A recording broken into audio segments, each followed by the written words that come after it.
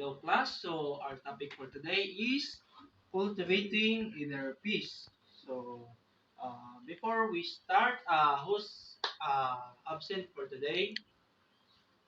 None, Oh, sir. that's that's good. Very good, very good. Then before we start our discussion, we will sing a song. So please stand up and we will sing. And ano naman na familiar na kayo sa kantang to, kaya sabihan niyo, kung familiar na kayo dun sa nag-viral na video, di ba mga bata, nung ano. So, sabayan niyo ko and 1, 2, 3, and five little monkey, Humpy Dumpy. Mama called the doctor and the doctor said, pagbilang kong tatlo, nakatago na kayo. Kayo kong nakaupo, subukan niyong tumayo. I wanna be a to be a twinkle star. Ow, howdy Carabao, di ba? Tuten, meow. Okay, so nag-enjoy ba kayo class? Magaling. So, before we start to our lesson, based on, based sa kinanto natin, ano kaya yung magiging lesson natin ngayon? Tama. Ang lesson natin ngayon is all about cultivating inner peace. Then, so, dito sa pag-aralan natin is mababanggit natin ang pag-define ng inner peace, explain the values of living inner peace, and last, create a peaceable classroom as an offshoot of living personal inner peace. So, now, in your own understanding, what is inner peace? Yes? Tama. Inner peace is all about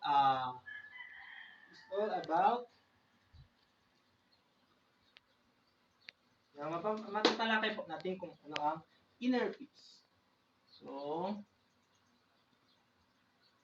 ba tayo mag-next? So, yan. Ang inner peace is a deep state of calm acceptance and contentment. It means being in harmony with yourself, others, and the world around you. It's not about eliminating challenges or difficulties, but navigating through them with a tranquil and accepting mind. So, yun po ang inner peace. So, ang inner peace ay pagiging isang positive thinker na hindi mo hinayaan mo lang kung ano yung sinasabi ng iba, basta ginagawa mo lang yung tama. So, yun po ang inner peace. Then, next slide. Ang tagal na naman. Ang tagal ng slide. Sorry, class. So, medyo naglalag po yung laptop natin. So, yan. Inner peace and outer transformation.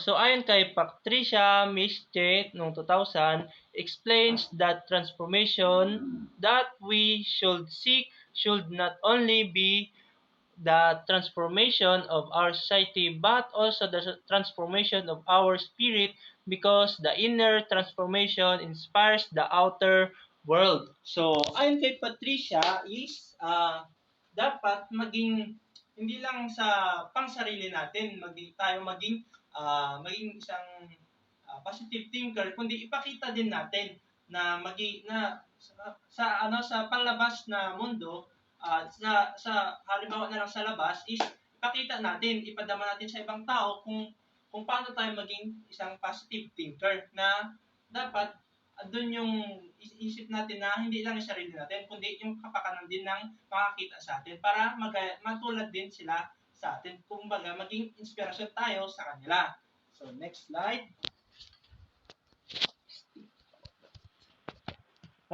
Ayan. So, what is inner peace entails? So, having inner peace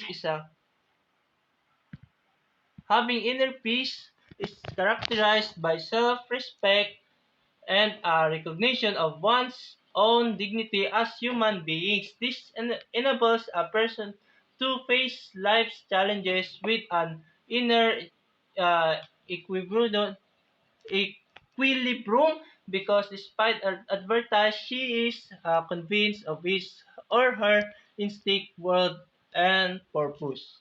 So yun nga, ang pagkakaroon ng respeto sa sarili mo is yun yung isang magiging way para magkaroon ka rin ng inner peace.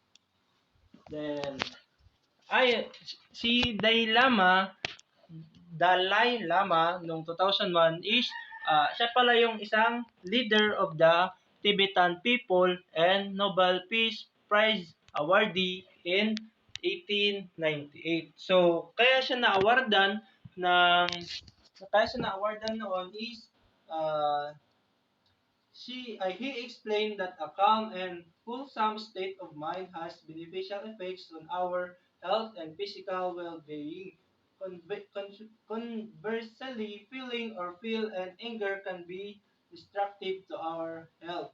So, yun po yung isang sinasabi niya kaya siya nabigyan ng award. Then, isa pa is he he learned to reduce the influence of negative emotions so we can have happier and more satisfying life. So, kaya siya na-awardan is dahil ano siya, yung nagiging positive thinker siya.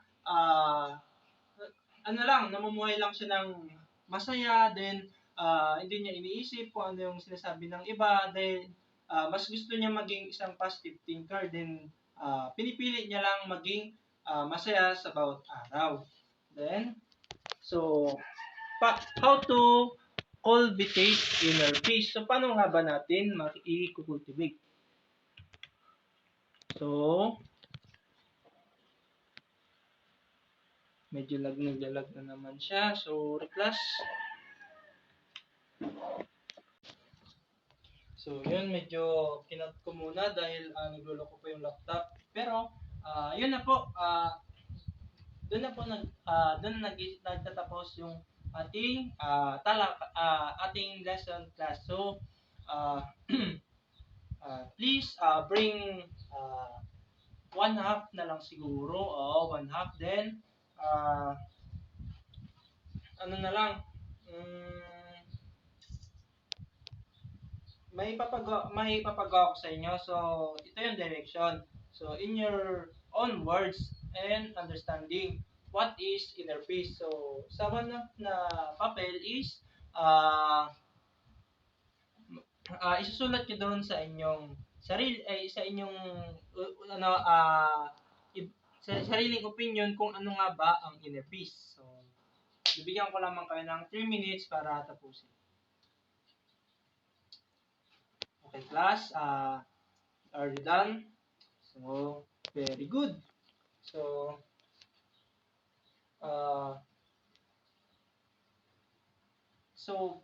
let's see if you're really understand our lesson. So, what again our topic for today? Yes, it's all about cultivating inner peace. So, paano nga ba ulit tayo magkakaroon ng inner peace? Very good. So, anong gagawin kung sakaling merong isang kaibigan na lumalapit sa'yo, tapos niya kanyang maging, kunwari, BI siya sa'yo, anong gagawin? Yes, tama.